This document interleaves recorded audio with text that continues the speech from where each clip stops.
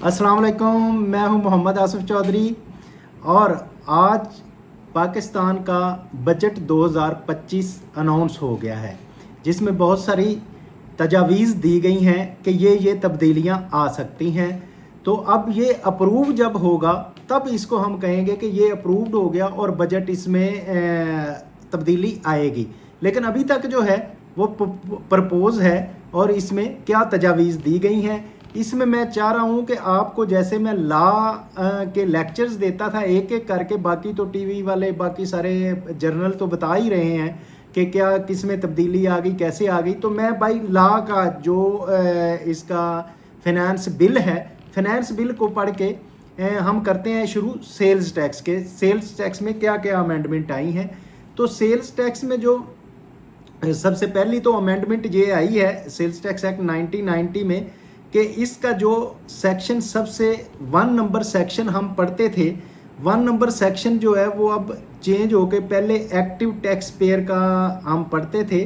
तो अब उसमें अबेटर एक आ गया है। अबेटर क्या है? Means a person who abates or connives in tax fraud as defined in clause 37 of section 2 of the commission of any offence warranting prosecution under this act and includes the person, कौन सा person है? who minus other registered person unique हो miss use, कि वो जैसे पहले ऐसे होता था ना कि किसी का रजिस्ट्रेशन नंबर लेके उस पर सेल्स डाल देते थे, उस पर परचेज डाल देते थे, तो उसका सारा मिस यूज़ करते थे।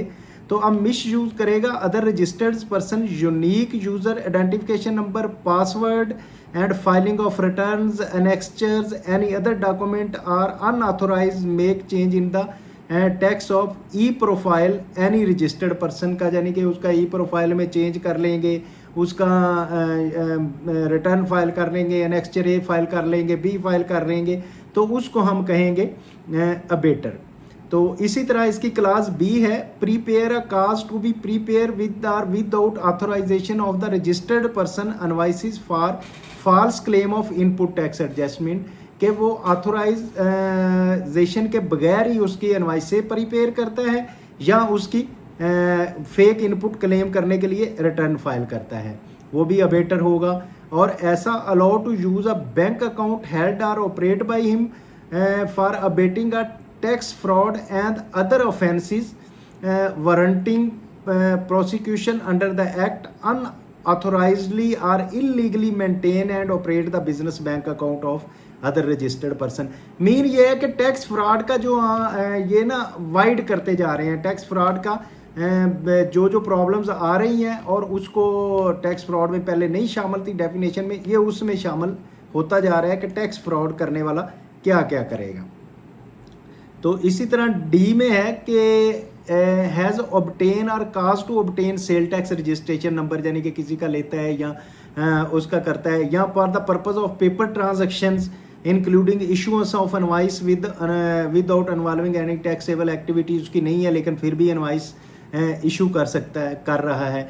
तो अब ये क्योंकि जब 1 पे आ जाएगा, the existing class 1 and 1A shall be renumbered at class 1A and 1B, क्योंकि एक्टिव टैक्स पेयर का जो 1 था उसकी जगह अबेटर आ गया, तो उसका सब सेक्शन जो है वो चेंज हो जाएगा, 1A और 1B हो जाएगा। इसी तरह after class 4 the following new class shall be inserted, namely एक क्लास 4 के बाद 4A एक नई क्लास ऐड हो गई है।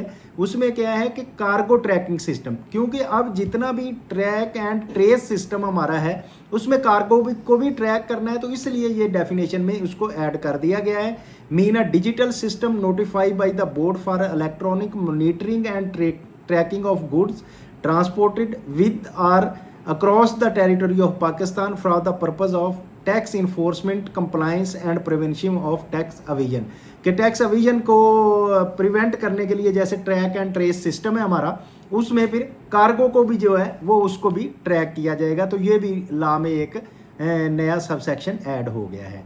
इसी तरह अब क्या होगा कि जब 4A ऐड हुआ है तो उसका जो एग्जिस्टिंग 4A और 4AA था shall be renumbered as 4AA and 4AAA, क्योंकि उसकी जगह 4A आया है तो अगले जो नंबर हैं उनको री नंबर कर दिया गया है। इसमें इस दफ़ा काफ़ी री नंबर्ड हुए हैं।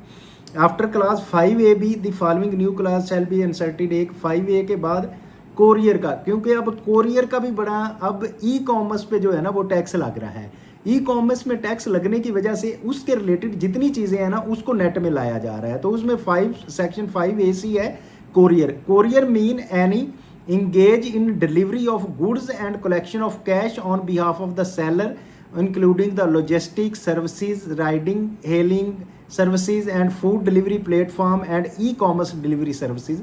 कि जो कोरियर का करते थे वो राइडर आके चीज़ बेची, चीज़ उनको डिलीवर की और उससे पैसे लेते थे। फिर उसके बाद जो है वो जैसे ये फूड पांडा वगैरह वाले हैं, फूड की जो डिलीवरी दे रहे हैं, या ई कॉमर्स की जितनी भी डिलीवरीज हैं वो सारी इसमें कोरियर जो है वो भी ला का हिस्सा, उसको सबसेक्शन 5 कह दिया गया है। For the existing class 9A the following shall be substituted, namely जो 9A था उसको भी सब्सिट्यूट कर दिया गया है। 9A क्या है? ई बिल्टी, कि बिल्टी का जो एक सिस्टम होता था ई बिल्टी, क्योंकि ई कॉमर्स पे अब टैक्स लगने जा रहा है इसलिए ये सारी चीज़ें आ रही हैं। ई बिलिटी मीन है digital transport document generated through the cargo tracking system के तहत वो जो ई बिलिटी किया जाएगा as prescribe by the board to company goods during their movement को, गुड्स की मूवमेंट जो है उसको चेक करने के लिए, तो ये भी इसमें आएगा। इसकी क्लास 2 है the existing class 9A shell be renumbered as class 9AB, तो 9A की जगह 9AB उसको नंबर कर दिया गया है। And there for the following new class 9AC shall be inserted, namely तो एक 9AC आई है वो क्या है? ई कॉमर्स, क्योंकि ई कॉमर्स एक्टिविटीज़ पे मैंने जैसे आपको बताया था टैक्स लगने जा रहा है इसलिए ये आ रहा है 9AC। ई कॉमर्स क्या होगा? ई कॉमर्स मीन्स सेल और purchase of goods and services conducted over computer network by method specifically design for the purpose of receiving end placing of order either through website, mobile application, online market place, having a digital ordering feature by using a mobile phone, automated computer to computer ordering system or and similar devices। के e commerce के लिए जैसे मैंने कोई चीज़ मंगवानी है, मैं online order करता था तो वो एक जो हमें प्लेटफॉर्म करता था जैसे अलीबाबा है या अमेज़ोन है, तो वो मेरा ऑर्डर आके प्लेस सप्लायर को करता था। अब बायर मैं करने वाला और सप्लायर को जो कांटेक्ट करता था थ्रू कंप्यूटर टू कंप्यूटर जो हो रही है, ये सारी चीज़ें जो हैं ई कॉमर्स में आती हैं। बड़ी मरूफ है हमारा ई कॉमर्स, बड़ा चल रहा था। जैसे इस पे बहुत सारी लोग ऑनलाइन प्लेस पे चीज़ें ख़रीद रहे थे, ऑनलाइन परचेजिंग कर रहे थे, तो वो उसको अब नेट में लाना है, तो इसलिए आई थिंक ये ई कॉमर्स के डिटेल में बताया जा रहा है। अब for class 18A the following shall be substituted, तो 18A जो है उसको क्या, 18A को ऑनलाइन मार्केट प्लेस जो है उसको भी थोड़ा ब्रॉड कर दिया गया है कि वो क्या है? Online market place mean online interface that facilitate for fee that direct interaction between the multiple buyer and multiple seller via digital order for supplying of goods and services with or without the platform taking economic ownership and the goods or services that are being sold। तो इसमें यानी कि जो platform एक multiple buyer और multiple supplier को provide किया जाता है ऑन इंटरनेट या कंप्यूटर के ज़रिए, तो उसको हम मार्केट प्लेस कहते हैं। मार्केट प्लेस पहले भी इस पे टैक्स था, हम शेड्यूल में पढ़ते थे, लेकिन अब इसकी तफसील और डिटेल से आ गई है। तो इसी तरह सब जो क्लास H है the existing class 21 the following shall be substituted, namely वो क्या है जी? 21 जो है पेमेंट इंटरमीडियरी क्या होगा?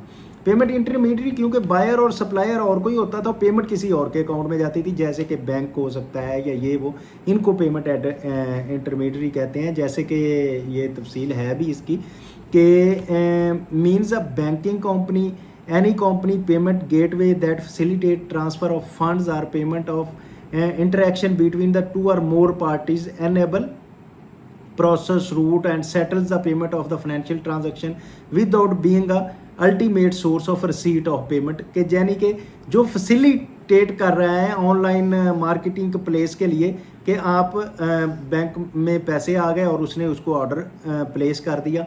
तो ये जो बैंकिंग कंपनीज होंगी इनको हम पेमेंट इंटरमीडियरी कहेंगे। For existing class 21 shell be renumbered as 21A को पहले जो 21 थी उसको री नंबर्ड कर दिया गया 21A पे। और क्लास 27 जो है the word should shell be substituted, ये छोटी छोटी जो है वो उसको मिला के साथ पढ़ने से वो ज़्यादा डिटेल से पढ़ सकेंगे। इसी तरह प्रोवाइज़ो वगैरह का है।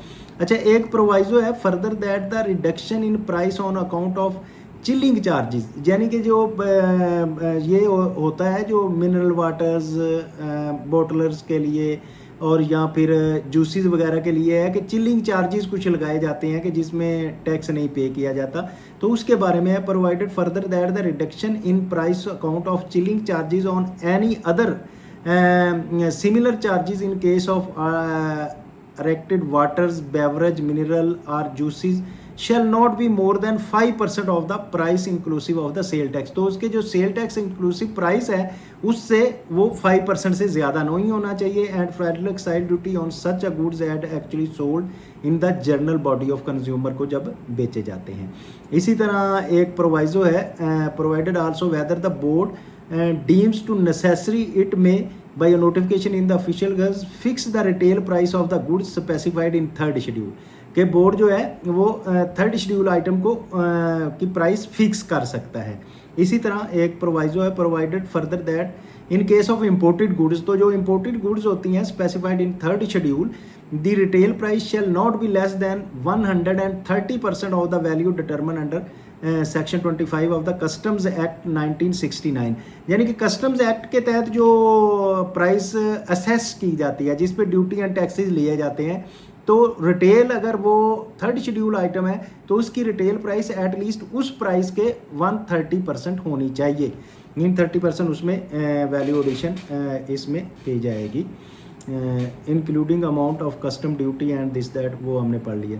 इसी तरह फॉर क्लास 37 जो कि टैक्स फ्रॉड की थी the following shall be substituted namely, तो टैक्स फ्रॉड का जो अब दायरा कार है वो बहुत वसी कर दिया गया है। उसमें 37 क्या है जी, पहले टैक्स फ्रॉड में हम ये कहते थे mean knowingly intentionally dishonestly doing any act cause to do any act omitting a tax take any action to causing omission to take any action to cause a loss of the tax attempting cause to loss the tax under this act, कि हम ये कहते थे कि इसमें जो जानते बूझते हुए टैक्स को नुकसान पहुंचाए, टैक्स कम पे करे, उसको हम कहते थे कि वो टैक्स फ्रॉड कर रहा है। लेकिन इसको अब इसमें इंक्लूड क्या कर दिया गया है, using preparing false forge and fictitious document including a return statement and exchange or invoice, कि ये जो काम करता है कि वो फॉल्स डॉक्यूमेंट प्रिपेयर करता है वो भी इसमें आ जाएगा। Suppression of supplies that are chargeable to tax under this act, supply को सप्रेस कर रहा है वो भी इसमें आ जाएगा।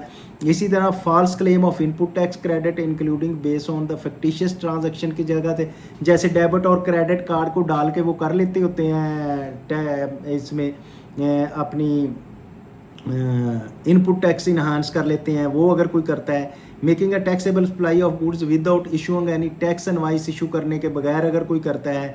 Issuance of any tax invoice without supply of goods, supply of goods के बगैर अगर कोई कर रहा है। इसी तरह suppression and non payment of withholding tax in the prescribed manner beyond the period of 3 month from the due date, के बाद अगर कोई विद होल्डिंग भी नहीं करता तो उसको भी।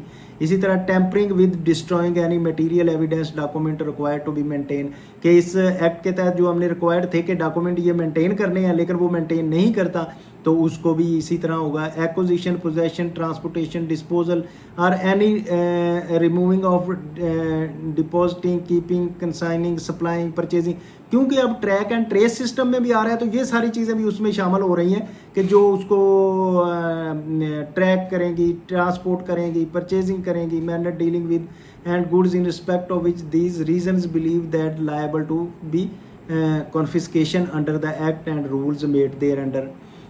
इसी तरह making of taxable supply without getting a registration number के बगैर अगर टैक्सेबल सप्लाईज कोई कर रहा है, कोई फेक एंड फ्लाइंग अनवाइसिस जनरेट कर रहा है कि जिसमें रिटर्न मल्टीपल रिटर्न एक ही बंदा बैठा डाले जा रहा है और उसके इनपुट टैक्स करता जा रहा है, नेक्स्चर बनाता जा रहा है, वो भी नहीं हो इसमें शामिल होगा।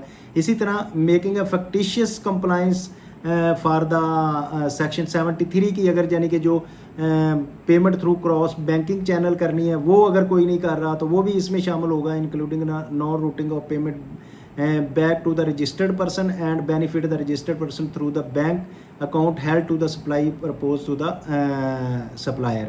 इसी तरह explanation है any act omission mentioned in this clause shall be treated as the intentional unless the persons accused to tax fraud prove that he had no intention, motive, knowledge or reasons to believe that without committing a tax fraud।